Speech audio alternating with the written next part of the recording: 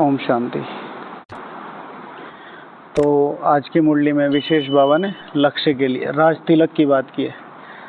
ठीक है, तो दादी जानकी जी को बाबा ने कहा था, दादी जी कहती थी कि बाबा मैं लेट आई हूँ, तो मैंने तो इतनी प्रजा तैयार नहीं करी। तो बाबा बोलते थे प्रजा तो तेरी प्रजा भी तैयार करेगी, तो ये तो किसको तैयार करना है, राजाओं को तैयार करना है। तो इसी तरीके से हमेशा, जैसे कभी भी यहाँ की बात नहीं है, हमेशा जब भी थोड़ी सी कम स्ट्रेंथ होती है हमारी क्लास की, तो मेरा ब्लड प्रेशर पता नहीं क्यों बहुत तेज़ी से बढ़ता है। ब्लड प्रेशर वो नेगेटिव वाला नहीं, पॉजिटिव वाला। ब्लड प्रेशर नहीं कहेंगे, बॉइलिंग टेम्परेचर मेरा बढ़ जाता है मेरा ब्लड उबाल मारने लगता है, क्योंकि मुझे लगता है कि बस ये चांस है, ये जो परसेंटेज है ना, ये है रियल परसेंटेज, यहाँ है मौका। भीड़ को तो सब क्लास करा लेते हैं, ये होगा प्योर डिस्कशन, राजाओं की सभा। यहाँ चाहिए ताकतवर मन। क्या करना है? Divergence divergence divergence. बाबा ने कहा आज की मुरली में कि तुम ईश्वरीय स्टूडेंट हो। त्रिमूर्ति शिव भगवान आज यह भी पुरुषार्थी स्टूडेंट है, तुम भी स्टूडेंट हो। श्री लक्ष्मी श्री नारायण देख खुशी होती है, ये हम बनने वाले हैं। अगर स्टूडेंट हो तो तुम्हें ये खुशी होगी कि ये बनने वाले हो। अगर ये देख के तुम्हें खुशी नहीं हो रही कि तुम ये बनने वाले हो, तुम स्टूडेंट हो ही नहीं, तुम सत्संगी हो, तुम आध्यात्मिक पुरुष हो, तुम ईश्वरीय स्टूडेंट नहीं हो, तुम आध्यात्मिक पुरुष हो। कह सकते हैं थोड़ा बहुत अध्यात्म कर लिया, और फिर उसके बाद तुम यहाँ आए हो स्वर्ग के प्रिंस प्रिंसेस बनने। अगर तुम्हारा ये संकल्प नहीं है कि तुम प्रिंस प्रिंसेस बनने आए हो, तो नहीं। तो इस चीज़ को विशेष ध्यान रखना है। श्री लक्ष्मी श्री नारायण को देखकर क्या संकल्प आने चाहिए? मैं प्रिंस प्रिंसेस बनने वाली आत्मा हूँ, तो मैं राजयोग सीख रही हूँ, तो मैं ईश्वरीय स्टूडेंट हूँ। फिर राजयोग है ना, अगर राजाई के लिए योग है ना ये, तो अगर तुम राजयोग कह रहे हो कि मैं राजयोग सीख रहा हूँ, तो ये दो चीज़ें तुम्हारे दिमाग में घूमती रहनी चाहिए, घूमती रहनी चाहिए। कहते हैं ना मेरे सर में दर्द हो रहा है। व्हाट इज सर में दर्द होना? इस तरीके से मेरा सर में घूम रहा है, घूम रहा है, घूम रहा है। जैसे सर दर्द होता है ना, लोग शब्द यूज करते हैं आज मेरा सर फटने वाला है। इतना प्रेशर होना चाहिए अपने दिमाग में, नशे का, ऐसा नहीं, खुशी का। मेरा सर फटने वाला है आज। लक्ष्य का इतना नशा है, प्रिंस प्रिंसेस बनने का इतना नशा है। पागल होना है, पागल होना है। पहली बार ब्रह्मा बाबा को जब साक्षात्कार हुआ, नहीं पहला, दूसरा, तीसरा और चौथा साक्षात्कार बनारस में, तो बाबा ने अपने सर पकड़ पकड़ के नोच रहा था, पूरे पसीने पसीने हो रहा था। पहले जब विनाश का हुआ, और फिर जब खुशी में हुआ, तो फिर पागल हुआ। नेगेटिव यहाँ के हिसाब से, मतलब वो शब्द नेगेटिव आ रहे हैं, वो शब्द नेगेटिव नहीं है। इतना खुमार। जी भैया, ये पागल हुए बिना नहीं पाया जा सकता भाई, नहीं पाया जा सकता। लकड़ी के चक्कर में रहेगा भगवान। हाँ।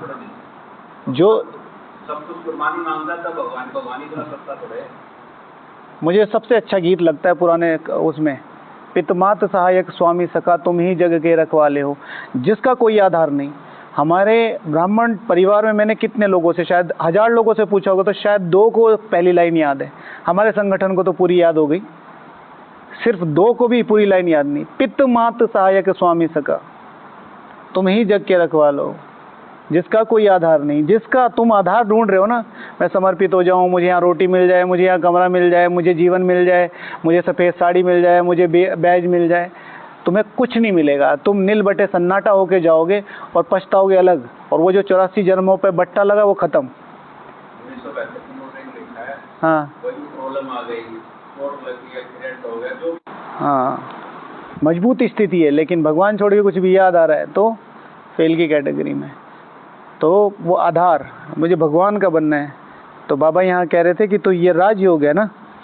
फिर बाबा कह रहे हैं एम ऑब्जेक्ट भी है, पढ़ाने वाला भी बैठा है, फिर इतनी खुशी क्यों नहीं होती? पढ़ाने वाला भी बैठा है, फिर इतनी खुशी क्यों नहीं होती है? तो एक ईश्वरीय स्टूडेंट के क्या क्या लक्षण होंगे? तो राजाई जो है, राजाई बड़े लोगों का गेम है, राजाई बड़े लोगों का गेम है। हर कोई उसमें सेट भी नहीं होगा। लोग कहते हैं ना मैं अमीर बन जाऊं, मैं राजा बन जाऊं, मैं एमएलए बन जाऊं, मैं ये बन जाऊं, तुम वहाँ सेट नहीं हो पाओगे। क्योंकि लोगों को लगता है सीट ताकतवर है, लेकिन जितनी गाली उनको खानी पड़ती है ना, यहाँ की बात है। वो इतिहास उठा के देखो, ब्रह्मा बाबा को देखो, जितनी गाली उन्हें खानी पड़ी। कल परसों मैं फ़ोटो देख रहा था, मेरे पास 2-3 नए फ़ोटो आए हैं, तो उसमें एक बाबा को जब मुख अग्नि दी गई वो वाली फ़ोटो थी, मैंने यहाँ दिखाई थी ना, है ना, दिखाई थी, आप शायद आए नहीं होंगे। और दूसरी थी जो वहाँ के मिनिस्टर थे, उनकी जो वाइफ थी पुतली बाई, वो ज्ञान में चली। वो मिनिस्टर वहाँ की सिटिंग वो वहाँ उस समय की असेंबली का 37 में सिटिंग मंत्री था। इतनी बड़ी बड़ी ताकतों से लड़े, लेकिन ऑन द बेसिस ऑफ कौन, क्या, जब पता चल गया कि मुझे राजा बनना है, मुझे राजा बनना है, तो और राजा बनना है तो फिर मज़दूरों जैसी मेहनत करनी पड़ेगी। हमारे यहाँ सबसे बड़ी बात क्या है, जैसे आज का टॉपिक है ना कि एक ईश्वरीय स्टूडेंट के लक्षण क्या क्या होंगे। हमारे यहाँ सब पढ़ रहे हैं, समझ नहीं रहे हैं, और राजा ही समझ का गेम है, पढ़ाई का गेम नहीं है। लोगों को लगता है हम रोज़ मुरली सुन लेंगे और हम राजा बन जाएंगे। मुरली सुनना भगवान की रेस्पेक्ट करना है, मुरली को समझना भगवान की वैल्यू करना है। कैसे समझे? जैसे हम समझ रहे हैं, दिन में अप्लाई करके, दिन में कुछ लिख के, दिन में रिवाइज करके, उसे अपने जीवन में लाके एक शब्द उठाओ। आज की मुरली में था, बाबा ने कहा कि भाई 84 जन्मों का, अच्छा ये तो कल का था। आज बाबा ने कहा था तुम्हें राज तिलक देना है, तुम विश्व के मालिक थे, तुम भगवान के वारिस हो, तुम ईश्वरीय स्टूडेंट हो, तुम्हें त्रिमूर्ति वाले चित्र पे ना, तो उसमें मन वचन मनसा मन बुद्धि और संस्कार पे, वरदान पे था, तो त्रिमूर्ति का चित्र बना लिया, उन पे योग कर लिया। ये ईश्वरीय स्टूडेंट का एक टॉपिक आया, इस पे लिख लिया, एक बार मुरली रिवीजन कर लिया, अपने जीवन में आ गई। और पूरे दिन में 2 ही चीज़ विशेष ध्यान रखनी, ये मेरी लाइफ है और इसकी टोटल रिस्पॉन्सिबिलिटी मेरी है। कल को ये मत कहना ये हमें ऐसे मिल गई है, हमें, तुम्हारे पे दिमाग इसलिए, ये राजयोग इसीलिए दिया गया है कि तुम अपनी बुद्धि का विस्तार कर सको। आजकल हमारी जो पढ़ाई है उसको क्या ले गया समझदारी से, जैसे किसी ने लिख दिया कि भाई मैं आईआईटी और आईआईएम हूँ और अब मैं इस नॉलेज को ले रहा हूँ राजयोग की, तो लोग उसे ज़्यादा ध्यान से सुनेंगे। पर इन्फॉर्मेशन होने का मतलब ये नहीं है कि वो समझदार भी होगा। मेरे पास खुद ऐसे एग्जाम्पल्स हैं जो भारत के टॉप स्कूल से पढ़े हैं, टॉप, जिनकी एकदम बढ़िया सैलरी थी, और समझ के नाम पे, मतलब ये देख लो कि आप उन्हें 5 नंबर नहीं दोगे, बिहेवियर के नाम पे उनको 5 नंबर नहीं दोगे। यहाँ ज्ञान मार्ग में मेरे सामने एग्जाम्पल्स थे ऐसे, टॉप स्कूल से, मतलब। तो जो ये ईश्वरीय पढ़ाई है, इसमें वहाँ से और यहाँ पर क्यों डिफरेंस आता है, इस चीज़ को लेके डिफरेंस आता है। ईश्वरीय पढ़ाई समझ का गेम है। हमारे यहाँ क्या हो रहा है, ये भी ड्रामा में एक खूबसूरती है, इनको सीनियर बना दिया क्योंकि ये 50 साल से हैं, मैं 25 साल से हूँ, इनका जूनियर है, ये कल पल के आए हुए लड़के हैं, ये अंजू पंजू है। नहीं, इसी में ही ताकत है। जो सबसे छोटा है ना, वो सबसे बड़ा कैसे बन सकता है, समझ के आधार पर। अगर 10 दिन भी, जैसे बाबा ने कहा सपोज टू भी आज से 10 दिन बाद विनाश होगा, पर 10 दिन आपने अपनी एक्टिविटी के वो दे दिए जो भगवान चाहता है, आप इन 50, 500, 1000 साल वालों को पीछे छोड़ोगे on the basis of behaviour. Because ज्ञान, योग, धारणा, सेवा का आउटपुट है बिहेवियर। दिन में 10 भाई ऐसे मिलते होंगे, दिन में 10 आत्माएं ऐसी मिलती होंगी जो आपका ईगो चेक करते हैं, ओए इधर आ, कहाँ से आया, और आपने ऊपर उठा के देख लिया कि क्या है, ख़त्म, योग ख़त्म। आपने कहा जी भाई जी कहाँ से आए, ये कि भाई जी यहाँ से है। अच्छा, आता वाता है कुछ, नहीं नहीं भाई जी आप कुछ बताओगे तो मैं सीख जाऊँगा। ये है अपनी ईगो को मारना। एक है अपनी ईगो को जनरेट करना, हम भी तो कुछ हैं, हम भी तो पढ़े लिखे हैं, है ना। बाहर होता तो ये बताते, यहाँ तो तू चला सुर सफ़ेद कुर्ते पजामे में इसलिए छोड़ रहे हैं। ईगो मारनी है। कितने लोग मिलते हैं हमें जो बताते हैं कि भाई आपके बारे में ऐसे, आपके बारे में ऐसे बात करने दो। किस प्रकार राजा के बारे में बात नहीं होगी, किसके बारे में बात होगी। और राजा कभी भी अच्छा नहीं हो सकता 100%, खास तौर से यहाँ पर, क्योंकि जो आपके बराबर नहीं आ सकते वो आपसे जलेंगे, वो आपकी बातें करेंगे, और जो आपके साथ है, आपके दोस्त है, वो आपको सपोर्ट करेंगे, और जो ताकतवर मन है वो आपसे आगे निकलने की कोशिश करेंगे, उसमें आपके दोस्त और रिश्तेदार भी होंगे। अच्छी, बाबा ने कहा ना रीस नहीं करो, रेस करो। रेस किसने मना करी है, तो अच्छा ईश्वरीय स्टूडेंट इंफॉर्मेशन एक कलेक्ट की है, यूटिलाइज कहाँ की है। 25 साल से मैं यहाँ हूँ, 50 साल से मैं यहाँ हूँ, 1000 साल से मैं यहाँ इस ज्ञान में हूँ, और मेरा बिहेवियर, ओए तू इधर आ, तुमने दिखा दिया कि तुम्हें भगवान के यहाँ रह के भी कुछ नहीं किया। शिव भगवान वहाँ से तुम कह के भी बात करनी गलत है, और तुम किस तरीके की लैंग्वेज यूज़ करते हो बड़ों के लिए छोटों के लिए, तुम अब अपनी परवरिश दिखा रहे हो। रोटी के, पानी के, नमक के, खटिया के चक्कर में फंस गए ना तो गए। भगवान निराधार है और इसलिए उसको निराधारी पकड़ना पड़ेगा।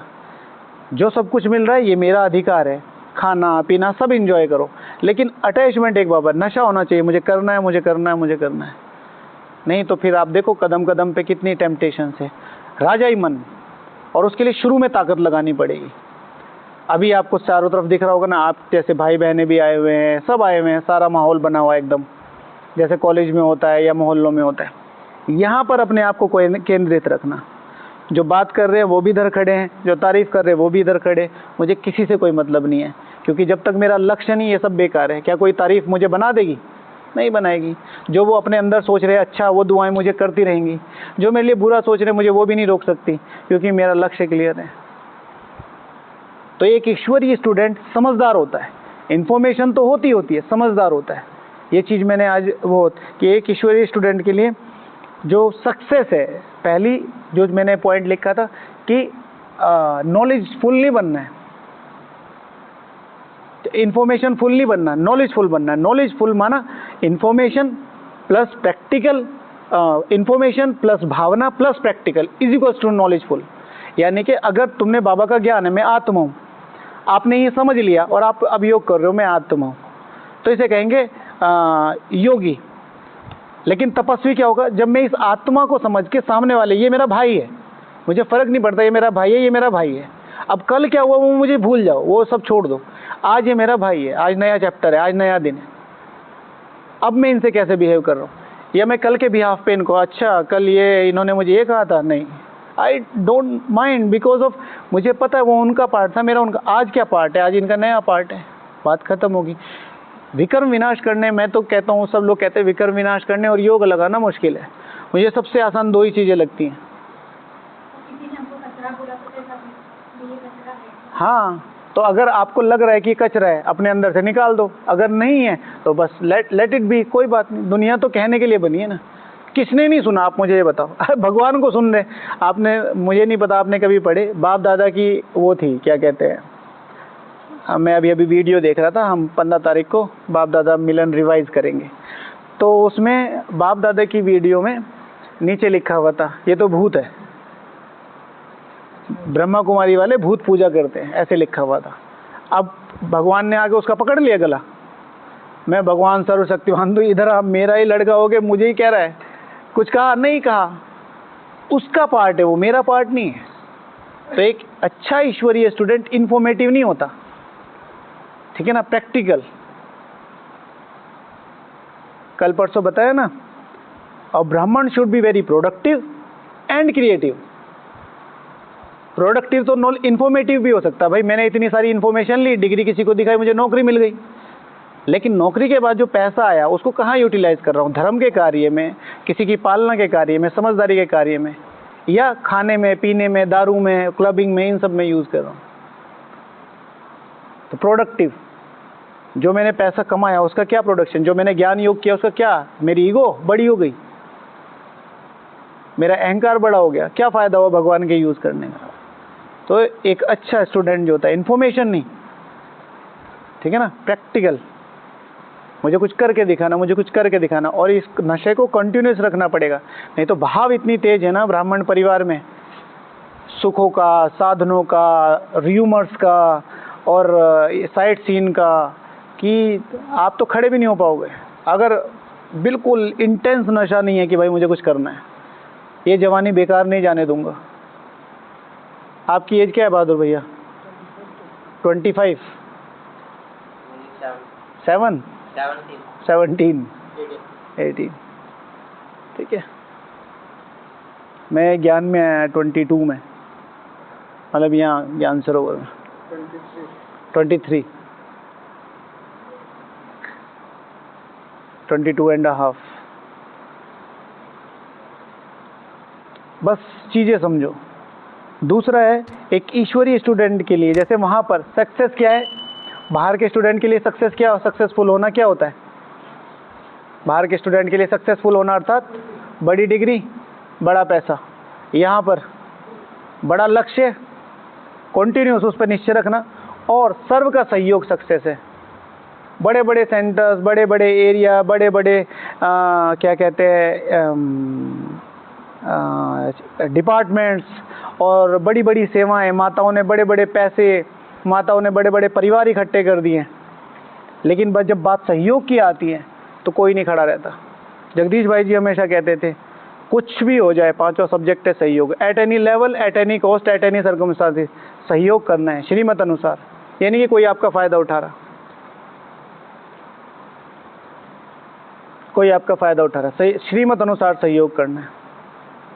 ईश्वरीय कार्य है ये, किसी व्यक्ति विशेष का कार्य नहीं है। तो एक अच्छे ईश्वरीय स्टूडेंट को सक्सेसफुल होना बहुत ज़्यादा जरूरी है। तो वहाँ पर सक्सेसफुल क्या है? अच्छे मार्क्स, ठीक है, ऊंची पोजीशन। यहाँ पर जो सक्सेसफुल है उसके लिए क्या है? एक एम सक्सेसफुल है, यानी कि तुम्हारा एम क्लियर है, कोई कुछ भी कहे मुझे समझ में आता है, ये मैं कर लूँगा। दूसरा प्रेम, जो सहयोग है, ठीक है ना, सर्व का प्रेम, सर्व का सहयोग ही सक्सेस है। सर्व का प्रेम मुझे मिल रहा है, सहयोग तो कई बार मिल भी जाता है, वो प्रेम से सहयोग करना, हाँ भाई ये हमारा अपना है, ये हमारा अपना है। जैसे मधुबन को सब कहते हैं, मधुबन आज सक्सेसफुल क्यों है?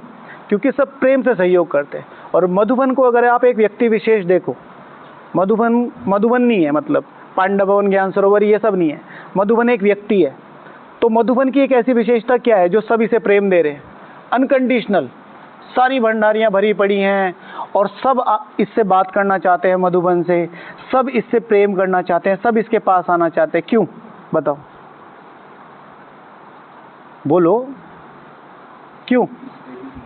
हाँ, इसने सिर्फ दिया है, निस्वार्थ दिया है। ठीक है, तुम्हें मजे करने हैं आ जाओ, तुम्हें भोजन खाना है आ जाओ, तुम्हें घूमना है आ जाओ, तुम्हें कुछ नहीं करना है आ जाओ, तुम्हें सारी दुनिया घूमनी है, यहाँ बैग रख के आ जाओ, तुम्हें सिर्फ सेवा करनी है आ जाओ, तुम्हें तपस्या करनी है आ जाओ, तुम्हें कुछ नहीं करना आ जाओ। कभी भी रिटर्न करके ये नहीं बोला भाई तुमने क्यों किया। रेयर ऑफ द रेयरेस्ट किसी ने डिपार्टमेंट इंचार्ज उसने पूछ लिया, वो बात अलग है। देने की प्रोसेस, और देने में तपना पड़ता है। ज्ञान सरोवर का हमने एस्टिमेशन लिया है, कम से कम 25,000 रुपये एक सेवाधारी पे यूज़ होते हैं डेली, एक सेवाधारी पे। उसकी सारी आजकल पानी 1600 रुपये का एक टैंकर आ रहा है, 1600 रुपये का, और हमें कितने टैंकर चाहिए होते हैं? शायद 70 या कितने डेली, दोनों पांडव भवन और इसको मिला के। पता नहीं चलता ना, रातों रात, पूरी रात अपना एक भाई और वो दोनों। हाँ, रोज नहीं आ रहा टैंकर, आ नहीं रहा, देखा नहीं, नोटिस नहीं किया पानी का। आजकल पानी गंदा आ रहा होगा ना, थोड़ा थोड़ा मटमैला आ रहा है, डैम का पानी है वो, उसको छान के भेजते हैं। क्यों? ताकि आप लोग तपस्या कर सको। नहीं तो कह सकते हैं ना भाई सब लोग अपने घर चले जाओ, थोड़े दिन के लिए प्रोग्राम बंद करते हैं। क्या जा रहा है हमारा? कुछ नहीं जा रहा। आप खुद सोचो, 400 लोगों को बुला के हम कर क्या लेंगे? मैं तो आउटपुट निकालता हूँ, बड़ी बड़ी कंपनियों में ऐसा नहीं होता। 400 मेहमान आए हुए हैं, 600 लोग उनके ऊपर काम कर रहे हैं। यार एक व्यक्ति के ऊपर 1.5 व्यक्ति नौकरी कर रहा है, कितना बड़ा फेलियर है ये। कोई अगर ध्यान से देखे, मैनेजमेंट का कितना बड़ा फेलियर है। लेकिन बुलाया क्यों जा रहा है? ताकि आप तपस्या कर सको। भाई ये गाइड भी बुला लो, सेवाधारी भी बुला लो, समर्पित तो हैं ही, ये सारे मिलके तपस्या कर लेंगे, तो वो जो वाइब्रेशन जाएंगे वो काम करेंगे। कहीं नहीं होता ऐसी कंपनी में। हमारे अमित भैया हैं, हमारे सिटी में रहते हैं, उनकी दवाइयों की फैक्ट्री है, कम से कम 8-10 करोड़ रुपए का टर्नओवर होगा उनका साल का, एक फैक्ट्री का। शायद 2 हैं या 3 हैं, ये तो मुझे पता नहीं। और सिर्फ 50 लोग काम करते हैं, 100 लोग काम करते हैं। कौन से ब्राह्मण दे देंगे इतना कमा के? और ऊपर से सिर्फ सैलरी है और कुछ नहीं है। तो वो चीज़ अगर मैं समझ में आ जाए कि भाई मेरा रोल क्या है, मेरी जवानी किस लिए जा रही है। मैं कल भी बता रहा था ना कि भाई अगर ब्राह्मण ये नहीं सोच रहा कि मुझे सब कुछ इतना कंफर्ट में मिल रहा और मैं अपना उसको डबल करके नहीं दे रहा, तो फ़ायदा क्या है मेरा यहाँ रहने का। मैं तो ईश्वरीय है, जो एक तो होता है नॉर्मल, भाई तुम अपनी कंपनी में जा रहे हो, सरकारी नौकरी है, आप वहाँ सरकार का टाइम खराब कर रहे हो, सरकार का टाइम खराब हो रहा है और पैसे खराब हो रहे, कुछ नहीं हो, आपकी ज़िंदगी सेट है। यहाँ पर तो 800 करोड़ आत्माओं की जिम्मेवारी आपको दे रखी है और आप लूप होल बने हुए हो, तो ये तो बहुत ज़्यादा पाप बन जाएगा 84 जन्मों के लिए। ठीक है, तो एक अच्छे ईश्वरीय स्टूडेंट के लिए। दूसरा है पढ़ाई से प्यार, इंटेंस प्यार। आज दादी जी का श्रवण सुना, दादी जी का श्रवण, प्यार एकदम, पढ़ाई पढ़ाई पढ़ाई। उनको कह रहे इतना प्यार हो गया कि मुझे ये लग रहा है कि मैं यहाँ से हूँ, मैं दूसरी हूँ। मतलब बाबा ने फिर वो एक अलग तरीके से वो चीज़ें समझाई। पढ़ाई से प्यार होना चाहिए, और पढ़ाई से प्यार माना कि उसको ज़्यादा से ज़्यादा इम्प्लीमेंट करने की कोशिश करना, ज़्यादा से ज़्यादा इम्प्लीमेंट करने की कोशिश करना। कहाँ यूटिलाइज करूँ, कैसे लोग मुझे पहचाने कि भाई ये ब्रह्मा कुमार नहीं है, तपस्वी ब्रह्मा कुमार है। और उसके लिए तो घिसना पड़ेगा, नियमों पे घिसना पड़ेगा। दादी गरीबी तो एक बार बाबा के तो डबल बोल रहे, तू नहीं बोले आत्मा है, बाबा ने कितना को ठीक है, तो वो चीज़ कि मुझे पढ़ाई करनी है। मैं यहाँ ऐसे ही नहीं आया कि भाई सुबह जाके मुरली में बैठ गए, फिर वहाँ से आ गए, फिर सारा दिन मुरली नहीं ना, पढ़ाई। इसमें मैंने एक चीज़ और जोड़ी है, क्रियोसिटी। पढ़ाई माना क्रियोसिटी, उत्सुकता, जिज्ञासा, और जानना है और जानना है। यज्ञ कैसा है, दादियाँ कैसी थी, क्या करती थी, क्या क्या उन्हें एक 5 मिनट में बाबा ने दे दिया। आज की क्लास में था, दादी जी ने अपने पापा को बोला क्योंकि कि बाबा पिताजी आपको बाबा याद कर रहे थे। अच्छा, स्वयं भगवान मुझे याद कर रहा था, सारी दुनिया जिसको याद करती है वो मुझे याद कर रहा है। सेंटर पे नहीं जाते थे। बाबा ने पूछा हृदय पुष्पा दादी से, भाई तेरा बाप क्या करता है भाई? क्योंकि कि मुझे सेंटर पर छोड़ के जाते, फिर लेने आ जाते। तो बोला कि उसको बोलना कि याद कर रहा था। इतना बोला और आगे शब्दों में इतनी ताकत कैसे आएगी? तपस्या से, कि उनको वो चीज़। अब मैं कह रहा हूँ, इनको बोल रहा हूँ कि भाई अमित भैया बोल रहे थे ओम शांति, ठीक है, तो आपको क्या लगेगा? भैया ओम शांति बोल रहे थे, थैंक यू, फ़ोन कर देंगे, सपोज टू भी आप घर पे हुए। लेकिन ये समझ में आ जाए कि वो कितने प्यार से बोल रहा है, तो उस शब्दों में कितनी ताकत होनी चाहिए। तो पढ़ाई, शिव भगवान वाचे, जो बच्चे अंत तक पढ़ते रहेंगे वो कभी फेल नहीं होंगे। शिव भगवान वाचे मतलब डेली मुरली में भावना से और नियम से आना, भावना और नियम से पढ़ना। ये नहीं कि आके बैठ गए, उसके बाद तुम करो ना करो वो चीज़ तो बाद में देखी जाएगी। भाई रोज पानी पड़ रहा है, ऐसा हो ही नहीं सकता तुम ठंड महसूस नहीं करोगे, कभी तो रियलाइज होगा,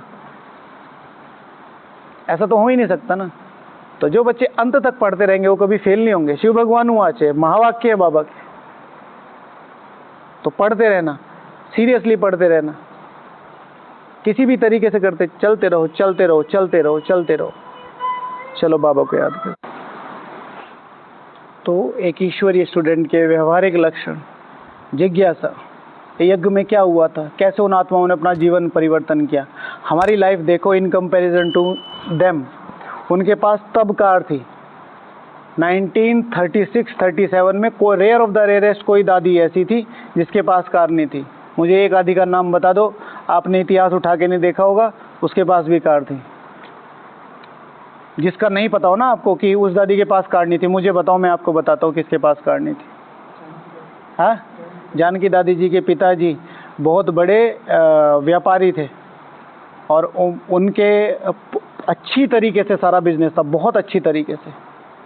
मम्मा जी के पास, कहते ना मम्मा बहुत गरीब फैमिली से, मम्मा गरीब फैमिली से नहीं थी। मम्मा के पिताजी इंपोर्ट एक्सपोर्ट के बिजनेस थे। क्या नाम था? पोकरदास, ठीक है। तो जहाज डूब गया, बैंक करप्ट हो गए, तो फिर सोचा शॉर्ट टर्म में पैसा कमाता हूँ, जुआ खेला, हार गए।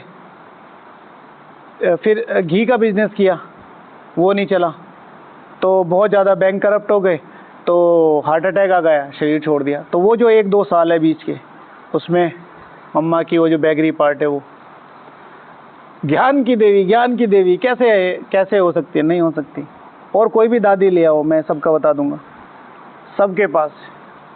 और दादी ब्रिजेंद्रा जी और दादी निर्मल शांति का तो पूछा ही ना।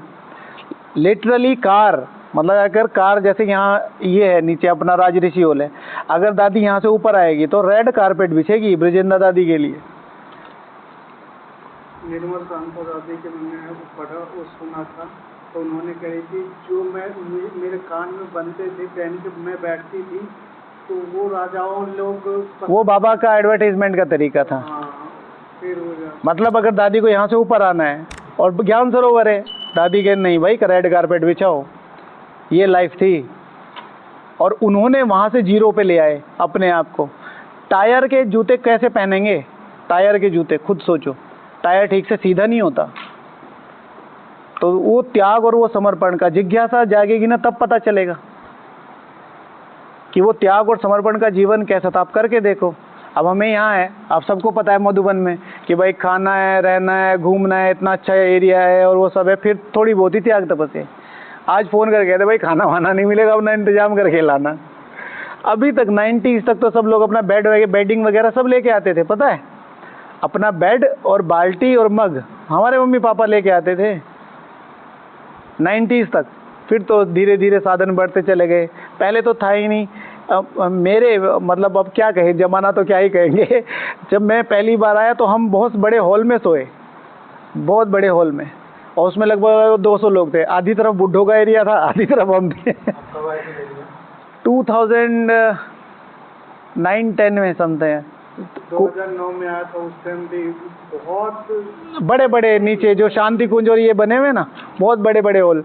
अच्छा हम सारे कुमार, हम भाई जैसे यंग जनरेशन होती खूब हंसी मजाक कर रहे, और वहाँ सारे बुढ़े परेशान कि सारे रात को कह रहे किन राक्षसों को उठा के लाए, ये देवता बनेंगे ऐसे करके। और जैसे ही वो कहे ना, हम जोर जोर से हंसे और जोर जोर से हंसे, और वो बाहर से सिक्योरिटी वालों को बुलाओ कि इन असुरों को हमसे देर अलग रखो। और हमें और हंसी आए, क्योंकि वो लोग क्या है, जैसे सीरियस पुरुषार्थी नहीं होते, भाई ठीक है अब तुम्हारा सीरियस पुरुषार्थ है, वो तो यंग एज है भाई, घूमेंगे भी फिरेंगे भी। वो हम क्या करते हैं, हर एक बच्चे, जैसे बाप होता है, बाप अपने बच्चे को जब स्लैप करता है, थप्पड़ मारता है, वो ये सोचता है कि आज उसका लड़का जो 10 साल का है वो 50 साल के हिसाब से बिहेव करे। ऐसा नहीं होता है भाई, ठीक है। जब वो पहली बार आए हैं, बच्चे हैं, घूमेंगे भी फिरेंगे भी, थोड़ी बहुत ही हंसी मजाक भी होगी, और इनका घर है, ये खेलेंगे नहीं तो कौन खेलेगा। लेकिन हम सोचते हैं हम 25 साल से पुरुषार्थ कर रहे हैं, मैं पूरा सीरियस हो गया, मैं चाहता हूँ ये सारे सीरियस हो जाए। भाई ऐसा नहीं होता, ठीक है ना, सबका अपना रोल होता है। और फिर तो हमने उनके इतने, हम फिर वही है कि कुछ टीम बन जाती थी, 8-10 तो हम सेंटर से ही आते थे, 2-3 से, ऐसे जान पहचान हो जाती है ना, और फिर और सबको साथ बना लिया, पूरी गैंग सी बन गई। तो शाम को जब मिलते थे तो वो पंखे अपनी तरफ करके सोते थे, हम रात को घुमा देते थे। तो अब तो ये थोड़ा हो गया 8-8, 9-9 वाला। और ये जो अपने राजऋषि वाले जिसमें आप सोते हैं 9-9 वाले में, इसमें 20-20 लोग सोते थे। तो ऐसा था। तो जिज्ञासा हो ना जानने की, इतिहास, तो फिर उसका मजा अलग है ना। अब राजऋषि हॉल किसी को पता ही नहीं है, कितना गुप्त, कितना शक्तिशाली स्थान है। होगी प्रत्यक्षता इसकी भी। हाँ, राजऋषि हॉल ये जब हम 2009 में आध्यात्मिक सेवा करते थे, पट जिसको मिलता था उसमें 400-500 लोग रहते थे।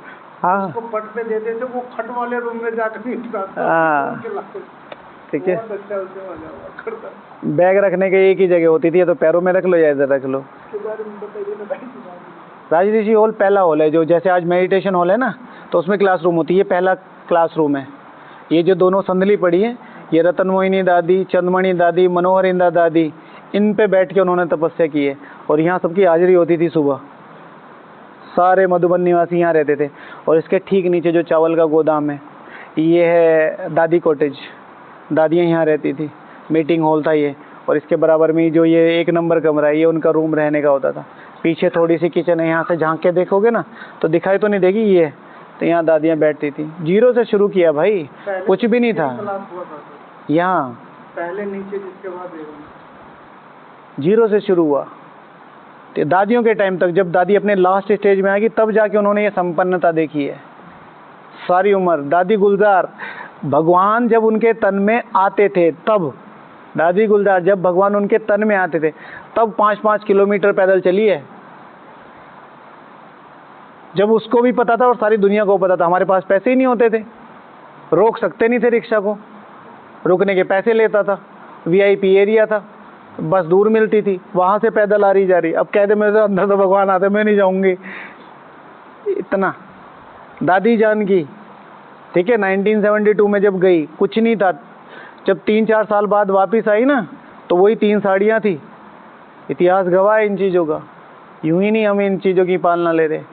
तो सुदेश दीदी जी ये तो प्रत्यक्ष है आपके सामने, 3 साल टॉयलेट में रही है। टॉयलेट यहाँ सामने था और इधर कमरा था और खिड़की दरवाजे नहीं थे टॉयलेट में, और सारी बदबू आती थी। और यहाँ सीनियर टीचर थी, बाबा ने कहा वहाँ जाना है, चली गई। संतोष दीदी रशिया वाली जब वहाँ गई ना तो इनको पता नहीं था इतनी ठंड होती है, ऐसी नॉर्मली चली गई। 2-3 दिन बाद ही अब देखो क्या बना दिया। तो सब लोग अपनी तपस्या है। सुदेश दीदी, डिनीज बहन और जयंती दीदी लंदन से जब सेवा करने जाती थी तो -20 टेम्परेचर 10 टेम्परेचर नॉर्मल होता था, तो रात में कार में सोती थी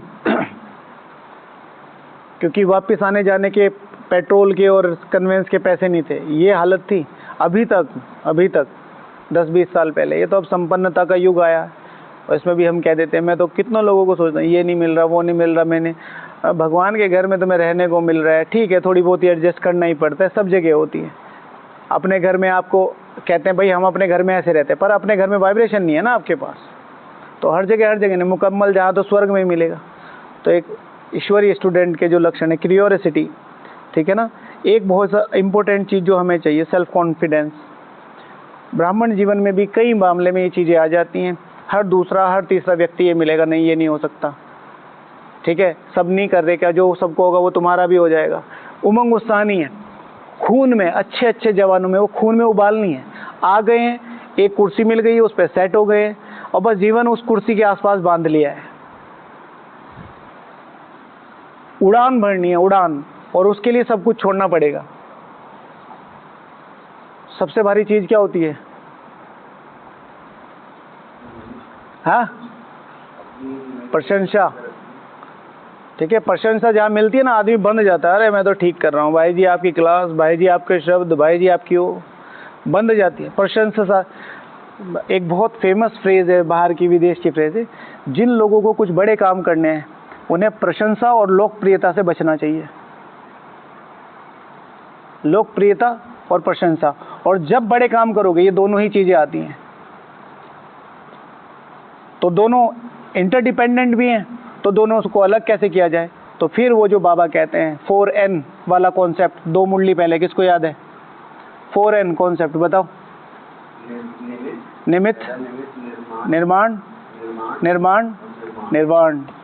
मैं निमित्त हूँ, I am not belong to anyone, anything. मैं किचन डिपार्टमेंट का हूँ, नो, मैं यज्ञ का हूँ, मैं समर्पित नहीं हूँ, मैं यहाँ से समर्पित हूँ। आज तुम मुझे कहो ना कि बस्ता उठाओ और जाओ, 2 घंटे में तैयार, 2 घंटे में, आई प्रॉमिस 2 घंटे में। आज मुझे कोई मेरा निमित्त कह देना कि भाई यहाँ नहीं सेवा करनी है, तुम्हें वहाँ छोटे से सेंटर में करनी है, 2 घंटे में तैयार हूँ। पहले बहुत अटैचमेंट था, अभी भी अटैचमेंट है, तपस्या के हिसाब से यहाँ से अटैचमेंट है। बट अगर जो भी निमित्त है, जैसे सूरज भाई या सुदेश दीदी, अगर भाई सेंटर पे जाना है, यहाँ करना है जो कुछ करना है, 1% नहीं सोचूंगा, 1% भी, क्योंकि जो भी चीज़ से तुम बंधे वो तुम्हारे लिए फांसी बन जाएगी। परिवार है, डिपार्टमेंट है, सेवा है, और कई मामलों में ये जो रॉयल आ जाता ना, मैं ज्ञानी हूँ, मैं योगी हूँ, मैं क्लास कराने वाला हूँ, आदमी मैंने अच्छे मरते हुए देखे, तड़प के मरते हुए देखे। छोड़ने का लक्ष्य रखो। हमारी एक बहन जी हैं, तो उन्होंने पूरा सेंटर बनाया, 2-3 मंजिला का बनाया, और बहनों ने बहुत अच्छा, मतलब ऐसे बिहेव बहुत अच्छा था। फिर जब पूरा बन गया तो थोड़ी सी बातें हुई और उन्होंने कहा भाई ये एरिया तो हमारा, आपने कैसे? बहन ने उनको वो दे दिया चाबी, क्योंकि नहीं दीदी आप चलाओ, आपकी मर्जी है, ठीक है, आपने मुझे पहले कभी बताया नहीं, मैं बनाती चली गई। 40-45 नहीं, 40-45 नहीं, 65 लाख, शायद 60-65 लाख रुपए की पॉश एरिया की प्रॉपर्टी ये मैं आपको कम से कम 5 साल पुरानी बात बता रहा हूँ, 5-7 साल पुरानी। आज उस बहन पे 21 सेंटर है और वो उन बहनों पे वही सेंटर है। 21 सेंटर, 7 सालों में 21 सेंटर, बहुत बड़ी बात होती है भाई। किसी किसी बहन को पूरी ज़िंदगी निकल जाती है एक सेंटर बनाने में। क्यों? है ही नहीं मेरा कुछ। मैं सबको यही समझाता हूँ कि आप एक बहुत सिंपल सा लॉजिक है। बाबा ने इतने प्यारे प्यारे महावाक्य बोले, त्याग भाग्य, त्याग तपस्या, और हम सब चीज़ें छोड़े, हम कुछ त्याग भी ना करना पड़े, हमारी तपस्या हो जाए, ऐसा नहीं होगा। और खूबसूरती क्या है इस सेंटेंस की जो मैंने अनुभव की है, त्याग 1%, तपस्या 100%, त्याग 1% और प्राप्ति जिसे कहते हैं भाग्य पदम गुणा %। लेकिन हम छोड़ते नहीं ना, हम छोड़ते नहीं। मैं अपना एक छोटा सा एक्सपीरियंस बता देता हूँ। जब भी मधुबन में फ्रूट मिलता है तो नॉर्मल सी बात है, ये हमारा अधिकार है कि भाई खोल के देख लो कोई खराब वराब तो नहीं। हालांकि होता नहीं, 99% होता नहीं। मैं कभी नहीं देखता, जो हाथ में आएगा, जो निमित्त देगा, अगर निमित्त नहीं है सेवादारी है, वो कहता भाई जी आप ले लो, आप तो समर्पित। तो मैंने कहा नहीं भैया, आप अपना हाथ लगाओ।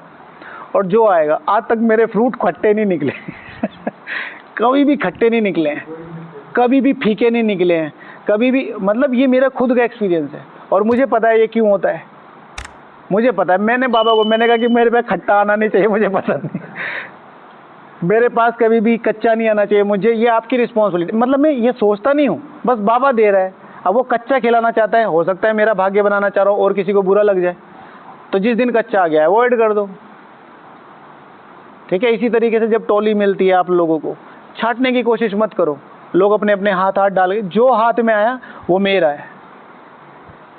ये नहीं कि ये आम बड़ा है, ये छोटा है, ये चीकू बड़ा है, ये छोटा है, ये पीस बड़ा है, ये छोटा है, नहीं। वो तो घर में है, आप उसकी कोई बहुत बड़ी बात नहीं है, हम भी देख लेते हैं 1-2 तो। लेकिन जब उन्होंने उठा के दे दिया तो दे दिया, बात खत्म। नहीं, उन्होंने कहा ले लो, बस जब किसी ने कहा है और सामने पड़े हैं, यू कैन सेलेक्ट। लेकिन जब वो एक पॉलिथीन में बंधे हुए और वो सिर्फ दे रहे हैं, तो फिर बाबा के वो स्वीकार करके तो सेल्फ कॉन्फिडेंस। फिर एक अच्छे ईश्वरीय स्टूडेंट का जो है बहुत ज़्यादा, जिसे बाबा हमेशा कहते हैं, समय का ध्यान रखना, संग का ध्यान रखना, और एक चीज़ हो, किसी भी सीनियर को आते ना, कोई भी आता था, जैसे दादी जानकी जी आती थी, जयंती दीदी जी, ऐसे बड़ी बड़े महारथी अन्य बाबा आते ही इन 3 वरदानों से उन्हें श्रृंगारित करता था। बच्ची, समय का ध्यान रखना, संग का ध्यान रखना, और समय से रिलेटेड है ये, हाँ, संग का ध्यान रखना, हाँ, संग का ध्यान रखना, समय का ध्यान रखना, और सुनहरी टोली से बच के रहना। शायद ये कुछ और भी है, मुझे अभी ठीक से याद नहीं आ रहा, मैं पढ़ के बताऊंगा। संग का ध्यान, मैंने यहाँ अच्छों को मरते हुए देखा है 15 साल में। ये जो 6 नंबर के बाहर का जो डाइनिंग एरिया है ना, जहाँ पे सब लोग बाहर बैठ के खाते हैं, चाय वाला एरिया, ये रात को 2 बजे भर जाता था। और ये 1-2 महीने नहीं चला, कम से कम 2.5-3 साल चला है। जब हम आए थे 2010 में, पूरा ऐसे पूरी एक लाइन, इधर से जो छोटा डाइनिंग हॉल है वहाँ से लेके और उधर तक जहाँ पानी की टंकी रखी है, उसके पीछे हमें बैठना पड़ता था, क्योंकि मैं सुबह जाके चाय बनाता था। और धीरे धीरे ये मेरे सेंटर का है, ये मेरे एरिया का है, ये मेरा दोस्त बन गया, ये मेरे रूम का है, ये मेरे डिपार्टमेंट का है। दोस्ती नहीं खा गई, दोस्ती। आज उसमें से तो 8-10 है ही नहीं, मधुबन में ही नहीं, अपने आप ही चले गए। जो बंधा वो गया, स्वतंत्र रहना है। सारे मेरे भाई हैं। और सबसे बड़ी बात है, 100 बार भी सुनो ना किसी के बारे में, तो जब तक देखो नहीं विश्वास नहीं करो। और सबसे बड़ी बात है, मैंने कहा भाई ये भाई बुरा है, मान लिया ये पूरा बुरा है, तुम्हारा तो कोई रिलेशन नहीं है ना, तो तुम क्यों बुरा बना रहे हो? पहले ऑब्जर्व करो ना, तुमने उसकी कोई कमी, कोई कमज़ोरी, कुछ भी देखा हो तो बना लो परसेप्शन। बनाना तो तब भी नहीं है, भाई भगवान ने रखा हुआ है ना, बात खत्म हो गई। और तुम्हें उससे क्या लेना है, कोई बुरा है कोई अच्छा? तुम अपना काम करो और चलो आगे, समय अपने आप बता देगा, ठीक है ना। तो संग का ध्यान रखना है। और जाहिर सी बात है, प्रजा क्वालिटी दूसरों की गंदगी के बारे में बात करेगी, राजा हमेशा आपकी और स्वयं की उन्नति के बारे में बात करेगा। अब ये सेलेक्ट बहुत सिंपल सा नियम है, जो भी सिस्टम की बुराई कर रहा है, जो भी यहाँ के भाइयों की बुराई कर रहा है, जो भी यहाँ के नियमों की बुराई कर रहा है, जो भी बहुत ज़्यादा खाने पीने घूमने में तल्लीन है, तुम्हें उससे बचाव करना। भाई तुम्हारा ही है, दुर्भावना नहीं रखनी, क्योंकि सबके बस की पुरुषार्थ नहीं है, लेकिन बच के रहना है। ठीक है, बाकी तो फिर कहीं लिखे थे, लेकिन अभी टाइम हो गया है ना। ओम शांति, कल मिले।